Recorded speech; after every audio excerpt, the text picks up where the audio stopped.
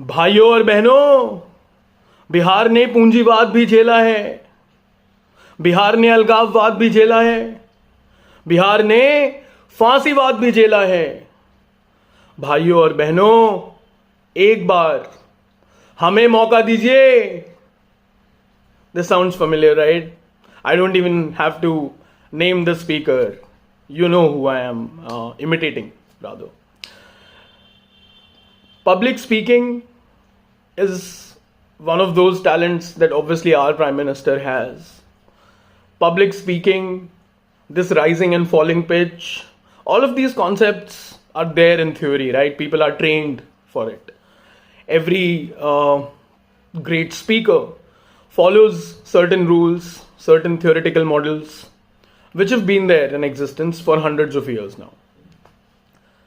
आज एक तो ये चीज़ पे थोड़ा गौर फरमाएंगे. See, with starting the video with that Hindi speech, I've sort of moved to it. So, first thing first, human history में, at the very outset of it, the most powerful people were always the best fighters in any clan, in any community. That is how we rose forward, right? पुराना example नहीं लेता हूँ, थोड़ा recent cinema example लेते हैं. Game of Thrones for example. The northern empire, the Starks, Ned Stark, warrior, right? Jon Snow eventually became the king in the north, again warrior. Even people living north of the wall, there were certain leaders who were warriors. And the more complicated the community became, after a point what happened was, people in power were those who were great orators, people who had the skill of public speaking. But वो transition आया, कुछ लोग वो transition लेके आए. Welcome back to Literary Lenses, the series that connects the dots between ancient literary theory and modern writing practice.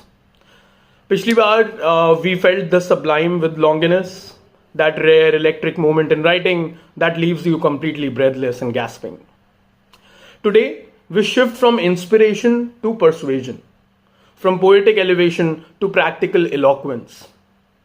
Meet Cicero, the Roman orator who believed how you say something could shape empires, it could stir crowds, and yes, it could also transform your writing. Cicero wasn't just a theorist. He was a lawyer, he was a politician, he was a philosopher, and of course, he was a public speaker during the fall of the Roman Republic. He didn't write for page or stage. He wrote for impact, and impact only. Impact in courtrooms, impact in senates, impact in streets. For Cicero, rhetoric wasn't just decoration. It was power. Ethical, intellectual, and emotional power. So what is rhetoric, really? Rhetoric, in simple terms, is the art of persuasion. Cicero eventually broke it into 5 canons. It is a structure that still shapes speeches, essays, pitches, even TED Talks. The 5 canons of rhetoric are: number 1, invention, which means finding your argument. Arrangement, number 2. It means organizing your argument effectively. Number 3, style, choosing the right words and choosing the right tone. Number 4, memory, knowing your material, right? Remembering it. And number 5, delivery, how you present it. We just saw our Prime Minister's example. It is not a coincidence that the most powerful people in the world are also great speakers. Cicero was the first to implement this strategy. He was the first to come up with all the theory behind it. But ever since, people in power have always been great speakers, very eloquent speakers also. It became a necessary skill to rise up. So Steve Jobs, for example, right? One of those people who rose through the ranks. Bill Gates. These are all great speakers. So they reached the very top, not because they developed this art of speaking simultaneously. They reached the very top because they acquired this skill set, right? And they leveraged it and they channelized it. So it's not a coincidence. You would hardly see people in front of audiences, people who are struggling to communicate. It just does not happen in the modern world. Cicero came up with 3 aims and 3 appeals. He believed every good piece of rhetoric had to do 3 things. 3 things, rather. Number 1, it has to instruct. Number 2, it has to delight. Number 3, and it has to move the audience. Sound familiar? Horace said something very similar in our last episode of Literary Lenses. But to achieve these 3 aims, Cicero drew on 3 kinds of persuasive appeal. Logos, ethos, pathos. Logos, logic and reason. Ethos, character and credibility. Pathos, emotion and empathy. These 3 pillars still hold up today in marketing, speeches, fiction, even your daily conversations. So what is Cicero's relevance to writers? Now, you might not be addressing the Roman Senate, but Cicero's tools are all over your writing desk. All over. If you're writing a personal essay, you need ethos. If you're explaining a concept, you need logos. If you're telling a story that matters, you need pathos. Even in fiction, characters argue, persuade, and manipulate each other. Dialogue is always full of rhetoric.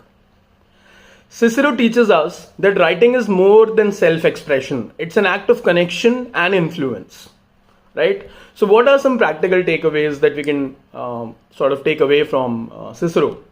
Number 1, know your message. Very important. Don't just write, persuade the reader. Number 2, structure matters. Of course it does. We know it from Aristotle and we know it from Cicero too now. A clear flow makes ideas land. If it's all jumbled up, your ideas are not going to land. Number 3, style is a weapon. I sort of tried to imitate Modi ji earlier. Style is a weapon.